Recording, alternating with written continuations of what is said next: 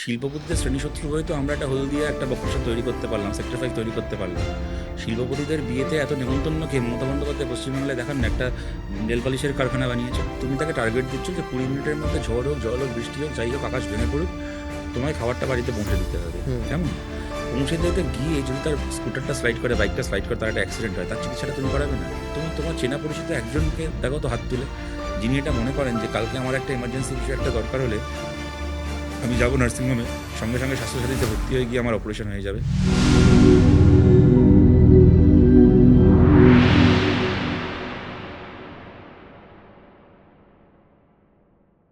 Private school এবং private যে hospital আছে সেগুলোর বিল একটা প্রচণ্ড পরিমাণে বেড়ে যাচ্ছে।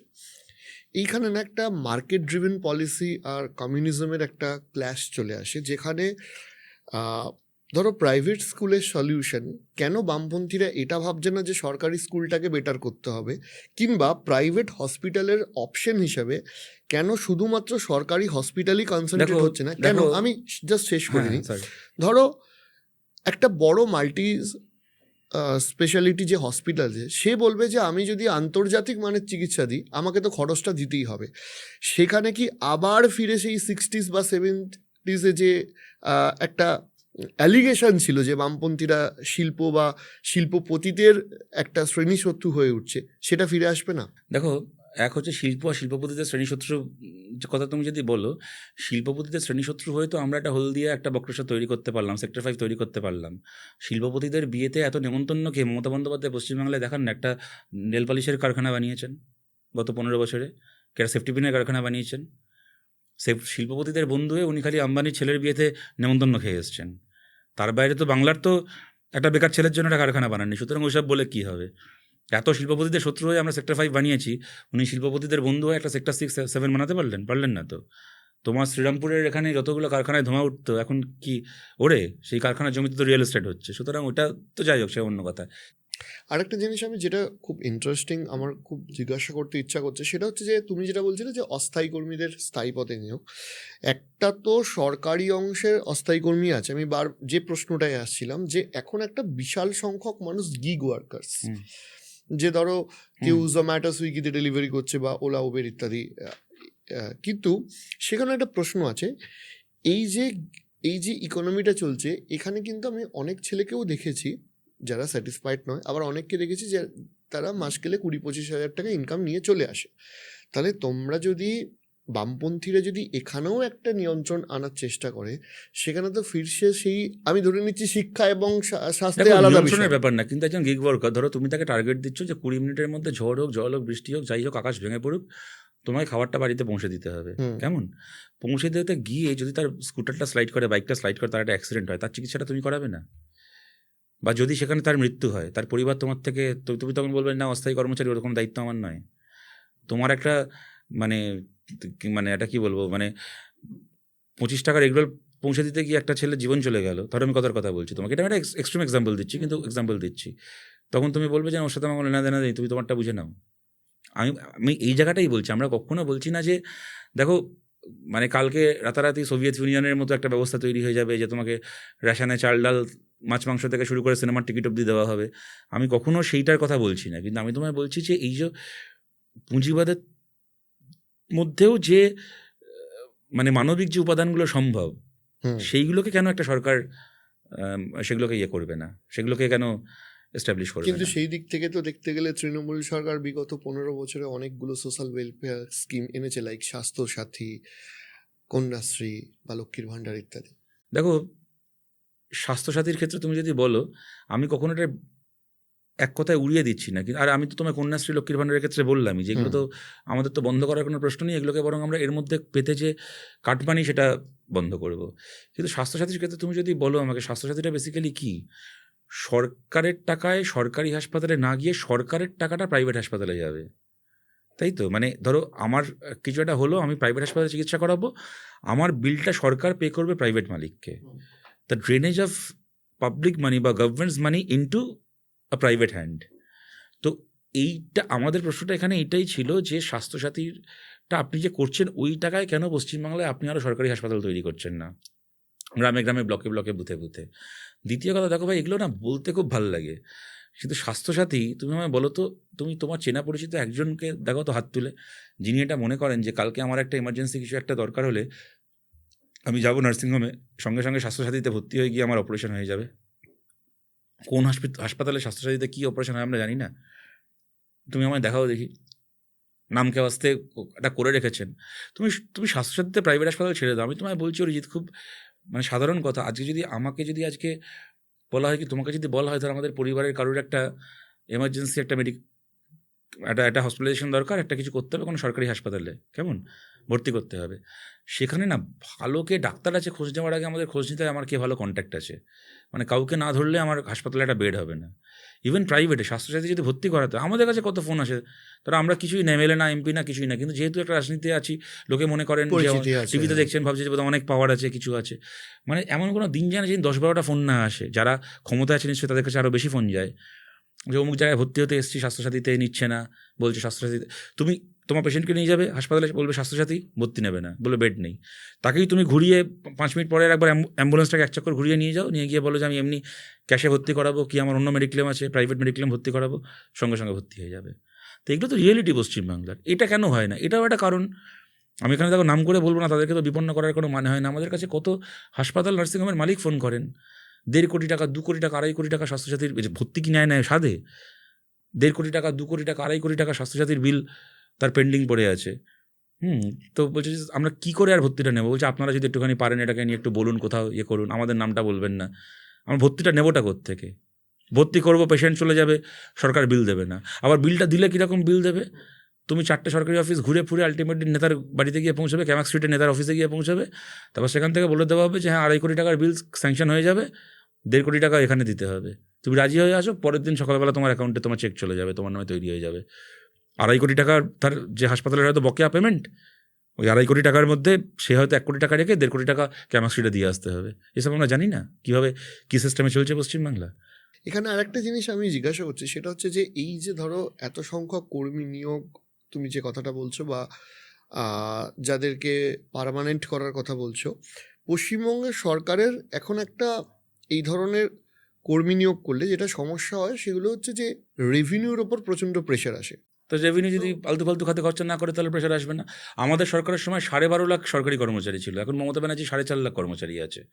তা আমাদের সময় মানে মাইনে হতো না, রেভিনিউর কোনো অসুবিধা হতো কেন? তখন এত টাকা চুরি হতো না, সরকারের টাকায় মন্দির তৈরি হতো না, ওই দীঘার একটা মন্দিরের টাকায় 5টা হাসপাতাল তৈরি হয়ে যেতে পারতো। 50,000 ছেলেমেয়ের সারা জীবনের প্রাইভেট মানে তার পার্মানেন্ট রিক্রুটমেন্ট এবং তার মাইনে হয়ে যেতে পারতো। তো সরকারের টাকায় তুমি দীঘায় মন্দির বানাবে, মহাকালের মন্দির বানাবে, আর সরকারের টাকা কোটি কোটি টাকা পার্থর পিতার খাটের তলায় চাকরি বিক্রির নাম করে জমাবে, তো রেভিনিউ আসবে কোত্থেকে? ওই বনফুলের বলাইচাঁদ মুখোপাধ্যায়ের গল্প ছিল না, শ্রীপতি সামন্ত, তার লাইন ছিল একটা যে খরচের চেয়ে বাজে খরচে মানুষকে বেশি চেনা যায়। তো তুমি চুরি করলেই তোমার রেভিনিউ থাকবে না, চুরি না করলেই রেভিনিউ থাকবে, না থাকার কী আছে? তাও তো আমাদের ধরো 12.5 লাখ কর্মচারী ছিল, তারা তো ডিএ পেতেন নিয়মিত, মমতা ব্যানার্জিকে তো ডিএও দিতে হয় না। তাতেও 4.5 লাখ কর্মচারীকে যদি এখন কেউ রেভিনিউর গল্প শোনায়, সরকারের টাকাটা আছে কি করতে? লোকজনকে চাকরি বাকরি দেবে, স্কুল তৈরি করবে, হাসপাতাল তৈরি করবে, রাস্তাঘাট তৈরি করবে, তবে না সরকারের টাকা, সরকারের খরচা। সরকারের কাজ কী আছে আর? এখানে মন্দির বানাও, ওখানে ইমাম ভাতা দাও, ওখানে তার পুজো কমিটিকে চাঁদা দাও, তারপরে বলবে আমার রেভিনিউ নেই, আমার টাকা নেই, আমি লোককে চাকরি দিতে পারছি না। এরপর একটা গুরুত্বপূর্ণ প্রশ্নে আসি, সেটা হচ্ছে বিজেপির পক্ষ থেকে একটা খুব অভিযোগ করা হয় যে বামপন্থীরা সবসময় মুসলিমদের ফেভারে, হিন্দুদের বিপক্ষে। বিজেপির কথা বলছি, what do you think about that? বামপন্থীরা হিন্দু মুসলিম শিখ খ্রিস্টান সবারই ফেভারে, তাদের আলাদা করে মুসলিমদের ফেভারে হতে যাবে কেন? সবারই ফেভারে বামপন্থীরা। আবার বিজেপিও যেরকম আমরা মনে করি যে হিন্দু মুসলিম শিখ খ্রিস্টান সবারই বিরুদ্ধে। কেন বিজেপিকে তুমি হিন্দুদের বিরুদ্ধে স্পেসিফিক মনে করছো? বিজেপি ধরো এই যে বিজেপি যখন কৃষি বিল পাশ করিয়েছিল, 700 জন কৃষক মারা গেলেন 1 বছরের মধ্যে, তো হিন্দু কৃষকরা মারা যায়নি? বিজেপি যখন এই যে এখন মনে করো বিভিন্ন ইউজিসি ফেলোশিপ থেকে শুরু করে স্কলারশিপ বন্ধ করে দিচ্ছে, নন নেট ফেলোশিপ বন্ধ করে দিয়েছে, তো হিন্দু ছেলে মেয়েদের ফেলোশিপের টাকা বন্ধ হয়নি? বিজেপির আমলে যে এত, যখন এই যে কোভিডের সময় লাশ ভেসে গেল গঙ্গা দিয়ে, হ্যাঁ, বিনা চিকিৎসায়, তো হিন্দুদের লাশ ভাসছিল না গঙ্গায়? বিজেপির আমলে ধরো যে লোকের চাকরি বাকরি চলে গেছে, 40 বছরের হায়েস্ট বেকারি ভারতে বিজেপির আমলে রিপোর্টেড হয়েছে, তো হিন্দু ঘরের ছেলে মেয়েদের বেকার হয়ে বসে থাকতে হচ্ছে না? বিজেপি কোন খারাপটা করে যেটা পলিসিগতভাবে বিরোধী? না, আমি সেটাই তো বলছি, যার পলিসি খারাপ তার পলিসির ফলে হিন্দু মুসলমান সবার অবস্থা খারাপ হবে, যার পলিসি ভালো হবে তার পলিসির ফলে হিন্দু মুসলমান সবার অবস্থা, সবার ভালো হবে, তো সেটাই তো বলছি। আলাদা করে মুসলিমদের পক্ষে হিন্দুদের পক্ষে হওয়া যায় নাকি? বলার জন্য বলা যায়।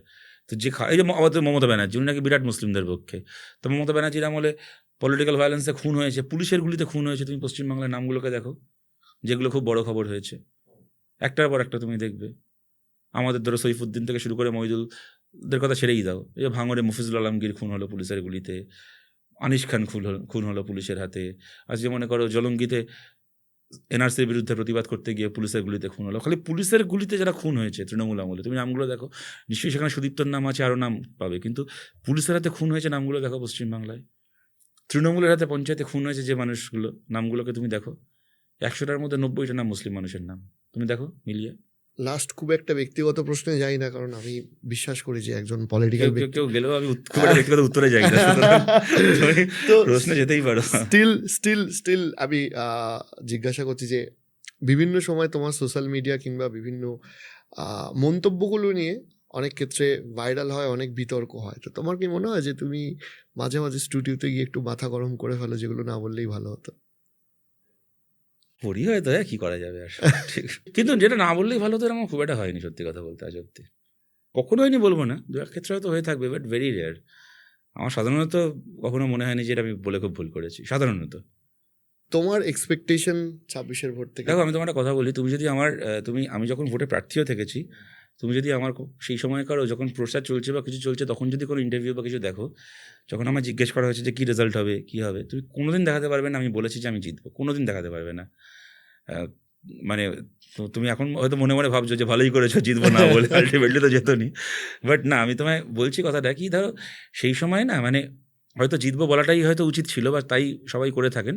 তার কারণটা হচ্ছে সেখানে নিজের একটা পজিটিভিটি, একটা কনফিডেন্স, কর্মীদের মনোবলকে মানে তুলে রাখা, মানে এই ব্যাপারগুলো থাকে।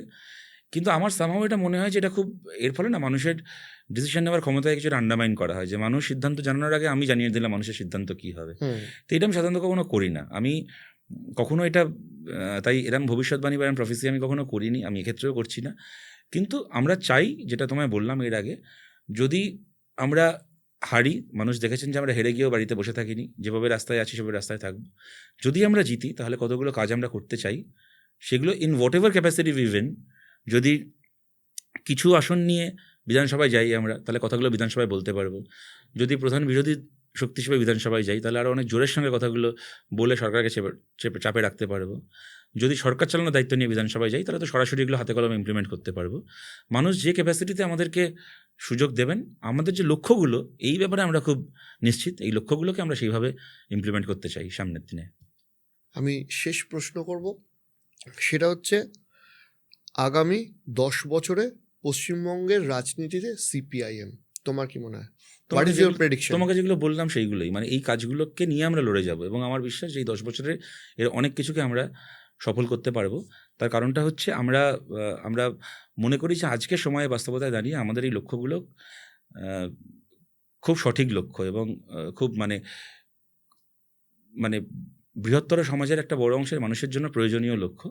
আমার বিশ্বাস যে এর সাথে আমরা অনেক মানুষের সমর্থন পাবো। এবং তুমি যদি আগামী 10 বছরের সিপিআইএম বলো, দেখো 7-এর দশকে সিপিআইএম কি 6-এর দশকে যে লড়াই বাংলায় বামপন্থীরা করেছে, এবং যে সাফল্য বামপন্থীদের হাত ধরে এসছে, সেটা তুমি অপারেশন বর্গাই বলো, সে তুমি অবৈতনিক শিক্ষা বলো, রাজনৈতিক বন্দিমুক্তি বলো, যাই বলো না কেন, যা যা ছিল সেই সময়, সেইগুলো তো সোনার কালিতে লেখা থাকবে ইতিহাসে।